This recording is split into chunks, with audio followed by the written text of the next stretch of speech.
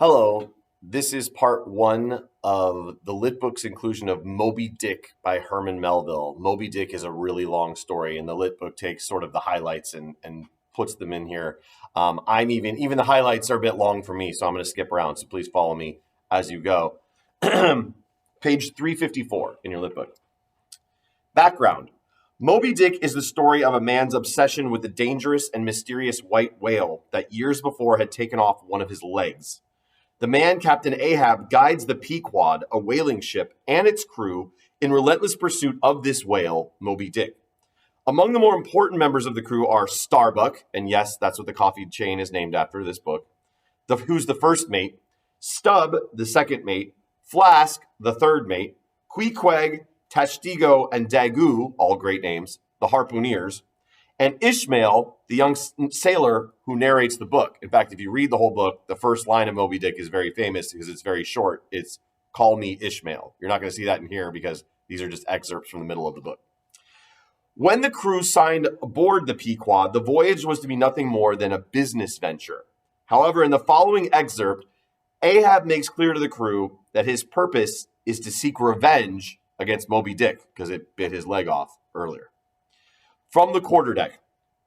One morning shortly after breakfast, Ahab, as was his wont, as was his custom, walked up the cabin gangway to the deck. There most sea captains usually walk at that hour, as country gentlemen, after the same meal, take a few turns in the garden.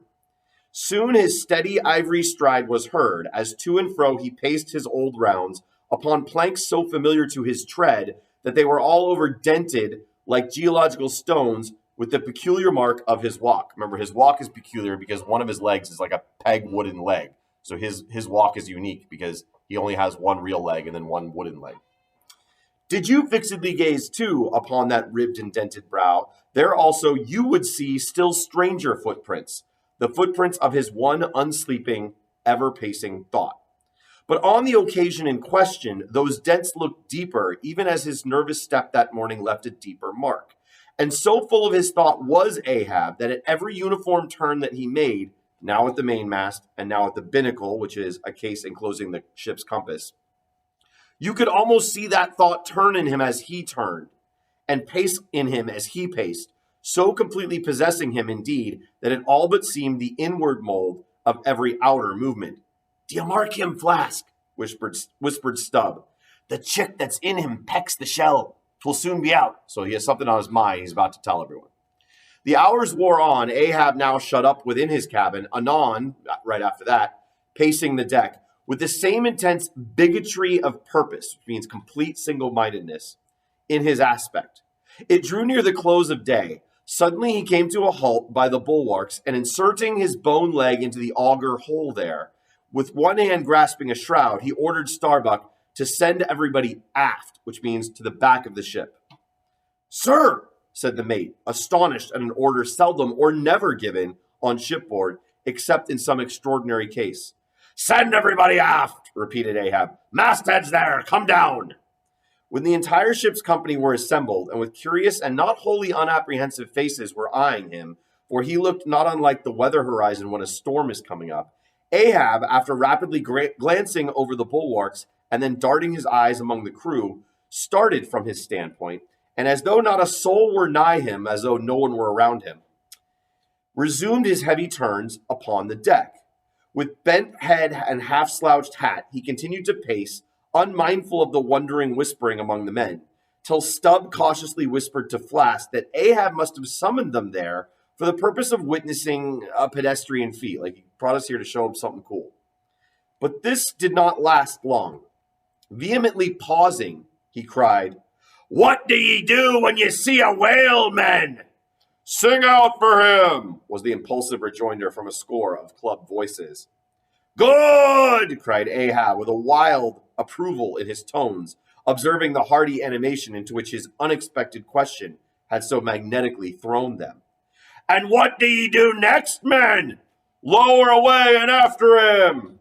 "And what tune is it ye pull to, men?" "A dead whale or a stove boat." Either we kill the whale or the whale breaks up our boat. More and more strangely and fiercely glad and approving grew the countenance of the old man at every shout.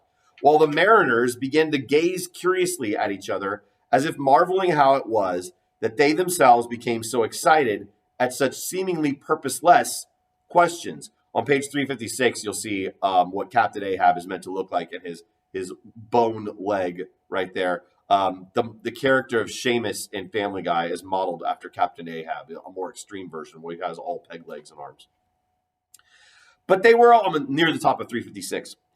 But they were all eagerness again, as Ahab, now half revolving in his pivot hole, with one hand reaching high up a shroud, which is the ropes that come from the ship to the masthead, and tightly, almost convulsively grasping it, addressed them this: "All ye mastheaders have before now heard me give orders about a white whale. Look ye, do ye see this Spanish ounce of gold?" And holding up a broad, bright coin in the sun. "It is a $16 piece, men. Do you see it? Mr. Starbuck, hand me yon topmaul," which is a hammer. While the mate was getting the hammer, Ahab, without speaking, was slowly rubbing the gold piece against the skirts of his jacket as if to heighten its luster, and without using any words was meanwhile lowly humming to himself, producing a sound so strangely muffled and inarticulate that it seemed the mechanical humming of the wheels of his vitality in him. Receiving the topmaul, again hammer, from Starbuck, he advanced toward the mainmast with the hammer uplifted in one hand, exhibiting the gold in the other, and with a high-raised voice exclaiming, "Whosoever of ye raises me a white-headed whale with a wrinkled brow and a crooked jaw, whosoever of ye raises me that white-headed whale with 3 holes punctured in his starboard fluke." Starboard fluke is the right half of the whale's tail. Port is be the left half. "Look ye, whosoever of ye raises me that same white whale, he shall have this gold ounce, my boys." "Huzzah! Huzzah!" cried the seamen, as with swinging tarpaulins they hailed the act of nailing the gold to the mast. "It's a white whale, I say," resumed Ahab, as he threw down the topmaul. "A white whale! Skin your eyes for him, men. Look sharp for white water. If you see but a bubble, sing out." All this while Tashtegu, Dagu, and Queequeg had looked on with even more intense interest and surprise than the rest, and at the mention of the wrinkled brow and the crooked jaw, they had started, as if each was separately touched by some specific recollection. "Captain Ahab," said Tashtegu, "that white whale must be the same that some called Moby-Dick." "Moby-Dick!" shouted Ahab. "Do ye know the white whale, then, Tash?" "Does he fantail," which means spread his tail like a fan, "does he fantail a little curious, sir, before he goes down?" said the gay header deliberately. Gay header is not anything homosexual. It means sailor. I had to look that one up. Top of 357. And has he a curious spout, too?" said Dagu. "Very bushy, even for a parmacetti, and mighty quick, Captain Ahab." Parmacetti is sperm whale, is the type of whale that Moby Dick is. And he have 1, 2, 3, oh, good many iron in him hide too, Captain," cried Queequeg disjointedly. "All twisky-tweeby twist, like him, faltering hard for a word, then screwing his hand round and round as though uncorking a bottle. "Like him. "Corkscrew!" cried Ahab. "Aye, Queequeg, the harpoons lie all twisted and wrenched in him. Aye, Dagu, his spout is a big one, like a whole shock of wheat, as white as a pile of our Nantucket wool after the great annual sheep shearing. And aye, Tashtegu, and he fantails like a split jib in a squall. Death and devils, men, it is Moby-Dick ye have seen. Moby-Dick! Moby-Dick!" "Captain Ahab," said Starbuck, who, with Stubb and Flask, had thus far been eyeing his superior with increasing surprise, but at last seemed struck with a thought which somewhat explained all the wonder. "Captain Ahab, I have heard of Moby-Dick, but it was not Moby-Dick that took off thy leg." "Who told thee that?" cried Ahab, then pausing. "Aye, Starbuck. Aye, my hearties all around. It was Moby-Dick that dismasted me. Moby-Dick that brought me to this dead stump I stand on now. Aye! He shouted with a terrific, loud, animal sob like that of a heart-stricken moose. Aye! It was that accursed white whale that raised me, that made me a poor pegging lubber, which is a slow, clumsy person. For me forever and a day. Then tossing both arms with measureless imprecations, he shouted, Aye! And I'll chase him round Good Hope, and round the Horn, and round the Norway Maelstrom, and round Perdition's flames before I give him up. And this is what ye have shipped for, men. to chase that white whale on both sides of land and all over sides of earth till he spouts black blood and rolls spin out. What say ye, men? Will ye splice hands on it now? I think ye do look brave." "Aye, aye!" shouted the harpooneers and seamen, running closer to the excited old man. "A sharp eye for the white whale! A sharp lance for Moby-Dick!" "God bless ye!" He seemed to half sob and half shout. "God bless ye, men! Steward, go draw a great measure of grog." That's an alcoholic drink. "But what's this long face about, Mr. Starbuck? Wilt thou not chase the white whale? Art not game for Moby-Dick?" "I am game for his crooked jaw and for the jaws of death too, Captain Ahab, if it fairly comes in the way of business we follow. But I came here to hunt whales, not my commander's vengeance.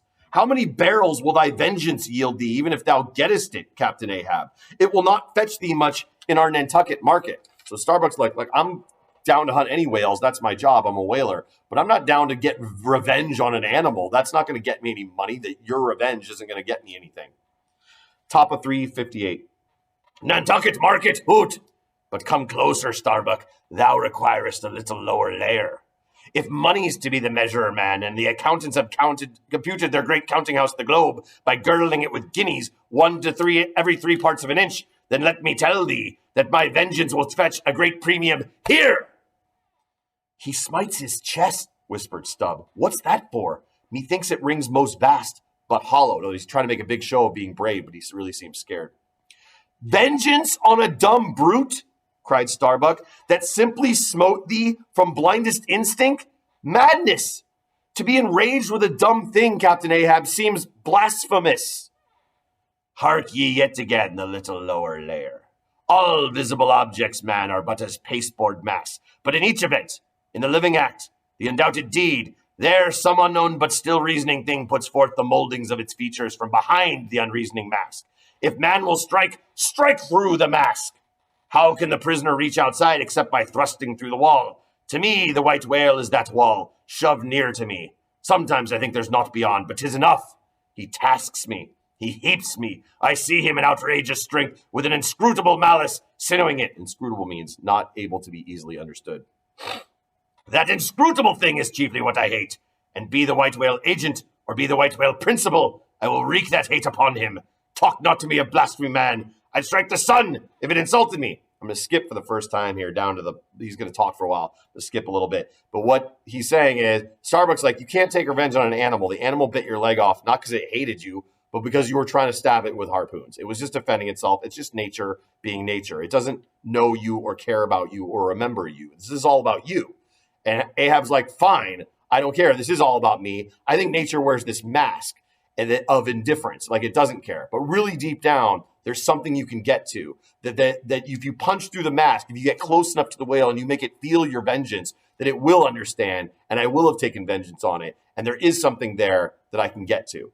I'm going to skip to, it's that same paragraph I was just left on 358. Skip down to about 7 lines from the bottom of that same paragraph on the right side where it says Starbuck. Okay, it's about 1, 2, 3, 4, 5, more like 8 lines up on the right side where it says Starbuck with an exclamation mark. Starbuck, and what is it? Reckon it. 'Tis but help to strike a fin. No wondrous feat for Starbuck. Shouldn't be anything to you. You're a whaler. You kill whales all the time. What is it more? From this one poor hunt, then, the best lance out of all Nantucket? Surely he will not hang back when every foremast head has clutched a whetstone. Ah, constraining sees thee, I see. The billow lifts thee. Speak, but speak. Aye, aye, thy silence, then, that voices thee. So he's like, hey, tell me, what's wrong? You don't want to hunt the whale? You're afraid? Let's go. Tell me. And Starbuck doesn't say anything. So now Ahab does an aside, meaning he's not talking to Starbuck, he's talking to us now. Something shot from my dilated nostrils. He has inhaled in his lungs. Starbuck now is mine. Cannot oppose me now without rebellion. So if he wanted to stand up for me, he should have done it then in front of everyone. Now he has to go along, and the whole ship will go against him if he tries to stop me. That was his chance, and he didn't take it. God keep me. Keep us all, murmured Starbuck lowly. So he knows he's kind of screwed, but now he's got to go along with it. Skip again. This time we're going to skip a lot to the next page, 359. The second paragraph from the bottom where it starts drink and pass, basically he goes and gets this like flask of alcohol and they're all like getting fired up about chasing the whale and they're all cheersing to chasing Moby Dick. So second paragraph from the bottom of 359. Drink and pass, he cried, handing the heavy charged flagon to the nearest seaman. The crew alone now drink. Round with it, round. Short draughts, long swallows, men. 'Tis hot as Satan's hoof. So it goes round excellently. It spiralizes in ye, forks out at the serpent's snapping eye. Well done, almost drained. That way it went, this way it comes. Hand it to me. Here's a hollow. Men, ye seem the years, so brimming life is gulped and gone. Steward, refill. So he's firing them all up alcohol. I'm going to skip again, turn the page, and go to 360 in the middle where it says silently obeying the order. He wants the harpooneers to bless their harpoons by taking out, there's a barbed end. I think there's a picture of the harpoon on page 357. Take a quick look at that. You'll see the harpoon has a barb that's supposed to stick in the whale, and then they tie the rope to the boat. If you've ever seen Jaws, you've seen this. They tie the rope to the boat to try to bring the whale up to the surface so they can stab it with lances and finally kill it and then drag it on board. But what you can't see in that picture on 357 is that the harpoon has like a cup at the other end of it. The non-stabby end has like a cup that keeps it in its I don't know, sheath or whatever. And so Captain Ahab wants to pour alcohol into the cups and have them drink out of their harpoon cups to kind of bless the weapons that they're going to use to kill Moby Dick. So midway through 360, silently obeying the order. Silently obeying the order, the three harpooneers now stood with the detached iron part of their harpoons, some 3 feet long, held barbs up before him. Stab me not with that keen steel. Cant them, means turn them. Cant them over. Know ye not the goblet end? Turn up the socket. So, now ye cupbearers advance. The irons, take them. Hold them while I fill. Forthwith, slowly going from one officer to the other, he brimmed the harpoon sockets with the fiery waters from the pewter. Now 3 to 3 stand. Commend the murderous chalices. Bestow them, ye who are now made parties to this indissoluble league. Like, we're all, indissoluble means can't be broken up. We all drank and cheers to this. We're chasing Moby Dick. Can't break us up. It's either him or us. Ha, Starbuck! But the deed is done. Yon ratifying sun now waits to sit upon it. Drink, ye harpooneers. Drink and swear, ye men that man the deathful whaleboat's bow. Death to Moby Dick! God hunt us all if we do not hunt Moby Dick to his death! The long, barbed steel goblets were lifted, and to cries and maledictions, those are curses, against the white whale, the spirits were simultaneously quaffed down with a hiss. Starbuck, who is not digging this, Starbuck paled and turned and shivered. Once more, and finally, the replenished pewter went the rounds among the frantic crew, when waving his free hand to them, they all dispersed, and Ahab retired within his cabin. And that is the end of part 1.